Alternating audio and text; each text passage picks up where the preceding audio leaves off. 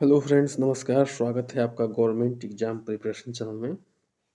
हम लोग जो है देखने वाले हैं हिंदी के लिए स्मार्ट नोट्स। ठीक है, हिंदी के लिए देखने वाले हैं स्मार्ट नोट्स और ये राजन सीरीज का है। तो इसको हम लोग जो है जल्दी से जल्दी देख लेते हैं। एक ही क्लास में ये पूरा हो जाएगा समाप्त। और कोशिश ये रहेगी कि आपका जो है पूरा जितने भी आया हुआ है सीरीज उसको वन लाइनर बना के क्वेश्चन जितने भी आए हुए हैं आपके एग्जाम में उसको आपको एक जगह दे दिया जाए। चलिए शुरू करते हैं आज का सेशन। देखिए, जो 2020 में पूछे गए प्रश्न हैं उनको बुलेट फॉर्म में आपको दे दिया गया है। साकेत महाकाव्य के रचनाकार कौन है? अयोध्या सिंह उपाध्याय। साकेत महाकाव्य के रचनाकार कौन है? अयोध्या सिंह उपाध्याय। इनको अयोध्या सिंह हरिओद भी कहते हैं। उच्चारण के समय ध्वनियों के समुचित आरोह अवरोह को कहते हैं, वो कहते हैं स्वराघात। ठीक है, उच्चारण के समय ध्वनियों के समुचित आरोह अवरोह को क्या कहते हैं?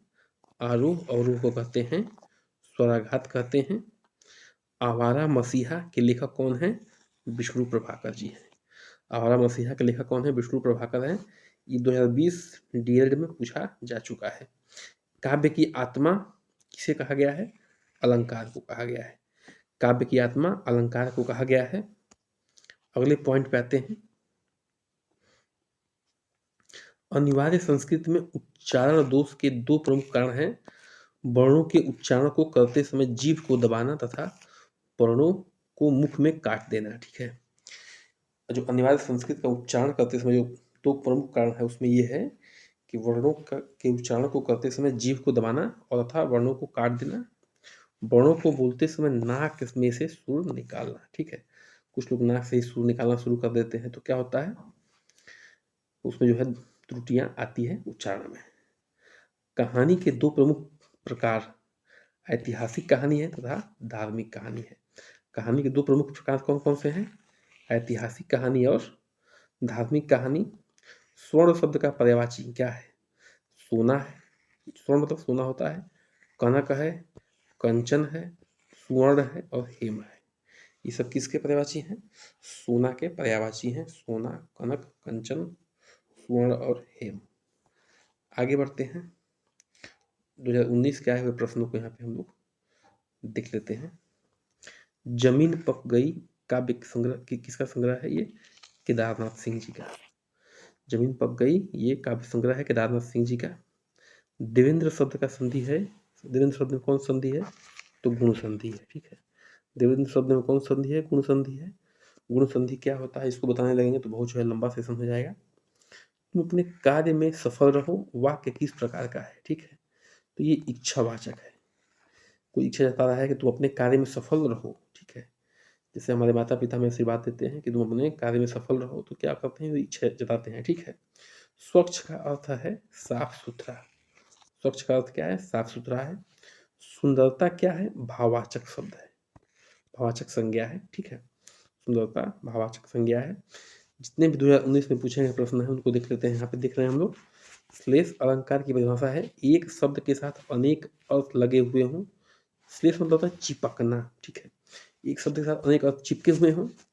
जहाँ किसी शब्द के एक बार प्रयुक्त होने पर, ठीक है, एक बार प्रयुक्त होने पर एक से अधिक अर्थ होते हों वहाँ श्लेष अलंकार होता है। ठीक है, एक बार प्रयुक्त है लेकिन अर्थ कितने हैं? कई हैं। जैसे यहाँ पे देखिए है, रहीमन पानी राखिए बिन पानी सब सून, पानी गए न उबरे मोती मानुष चून। रहीम कह रहे हैं कि हे प्रभु, हमारी जो है देखिए मोती है तो मोती का पानी से मतलब है यहाँ पे चमक। ठीक है, और मानुष मन मनुष्य के मतलब है, पानी से यहाँ पे मतलब है वो है इज्जत, मान, प्रतिष्ठा। ठीक है, ठीक है, और चून मतलब चूना। चूना अगर पानी में नहीं घुला हुआ है तो उसका वो जो है क्या होता है? बेकार हो जाता है। तो कहते हैं कि मनुष्य हो या मोती हो या चूना हो और उसके पास पानी नहीं है, विभिन्न विभिन्न अर्थ हैं। मोती के समक्ष यह अर्थ है चमक की, मनुष्य के समक्ष यह अर्थ है प्रतिष्ठा, इज्जत की, और चूना के समय जो पक्ष है पानी की है। ठीक है, तो तीनों जो है जरूरी है। एक शब्द है लेकिन अलग अलग तीन अर्थ हैं। देखिए यहाँ पे क्या लिखा है, प्र उपसर्ग से बनने वाले दो शब्द बताइए, प्रगति और प्रपौत्र। यहाँ पे प्र क्या है, उपसर्ग है, प्रगति, प्र धन गति, और ये क्या है, प्र धन पौत्र। तो प्र उपसर्ग लगा के दो शब्द बन गए हैं। जो पुरुष, ठीक है, अभिनय करे, जो पुरुष, यहाँ पे मिसप्रिंट हो गया है, अभिनय करे उसे नायक कहते हैं। जो पुरुष अभिनय करता है उसको नायक कहते हैं। जो महिला अभिनय करती है उसको नायिका कहते हैं। तत्र एकः विशालः सरोवर अस्ति। तत्र एकः विशालः सरोवर अस्ति, इसका मतलब है कि वहाँ एक बड़ा सरोवर मतलब तालाब है। इसका अर्थ बताना था हमें, ठीक है, तो हमने डायरेक्ट यहाँ पे क्या बता दिया, आपको अर्थ बता दिया। तत्र मतलब वहाँ एक माने एक, विशाल मतलब बड़ा, सरोवर माने तालाब, अस्ति में है। हरि शब्द का तृतीया विभक्ति एक वचन रूप लिखिए, वो है हरिमा। क्या है, हरिमा है। अब 2018 में पूछे गए प्रश्नों को यहाँ पे हम लोग देख लेते हैं। मेघदूत किस रचनाकार की कृति है, तो कालिदास की है, ठीक है। मेघदूत जो है कालिदास की रचना है। शुद्ध वर्तनी वाला शब्द जो है आशीर्वाद है। आशीर्वाद देखिए ऐसे लिखा जाता है, हिमालय से गंगा निकलती है, आपादान कारक है। जहाँ भी अलगाव का भेद, अलगाव का जो है भेद पैदा हो, ये दिखे कि हाँ है जो है वाक्य में अलगाव महसूस हो रहा है, जैसे पेड़ से पत्ता गिरता है, पेड़ से फल गिरता है, हिमालय से गंगा निकलती है, अलगाव हो रहा है, ठीक है, दोनों का, तो आपादान कारक होता है। पुष्प शब्द के चार पर्यायवाची कौन कौन है, सुमन है, कुसुम है, फूल है और प्रसून है। सुमन, कुसुम, फूल, प्रसून क्या है, पुष्प के पर्यायवाची हैं। शब्द विलोम, संधि का जो है शब्द विलोम क्या होता है, संधि मतलब होता है जुड़ना, विग्रह मतलब होता है अलग अलग होना, तो संधि का उल्टा है विग्रह। सुगम माने रास्ता क्या है, अच्छा है। दुर्गम माने रास्ता क्या है, कठिन है। सूक्ष्म का छोटा, स्थूल का बड़ा। स्वतंत्र होना, उसका उल्टा क्या है, परतंत्र होना, यानी गुलाम होना। तो सभी क्या है, एक दूसरे के शब्द है, और क्या है, विलोम है। संधि का विग्रह, सुगम का दुर्गम, सूक्ष्म का स्थूल और स्वतंत्र का प्रतंत्र। नयन का संधि विच्छेद करना है, निधन अयन। नायक का संधि विच्छेद जो है नय धन, नय नय धन अक होगा, नय धन अक, ठीक है, नायक। सम उपसर्ग लगाकर शब्द बनाना है, देखिए संगीत है, सम्मान है, संचार है, समर्थ है, सब में सम लगा है, ठीक है। सम प्लस गीत तो क्या हो जाएगा, संगीत हो जाएगा। सम प्लस मान तो क्या हो जाएगा, सम्मान हो जाएगा। सम धन चार तो संचार हो जाएगा।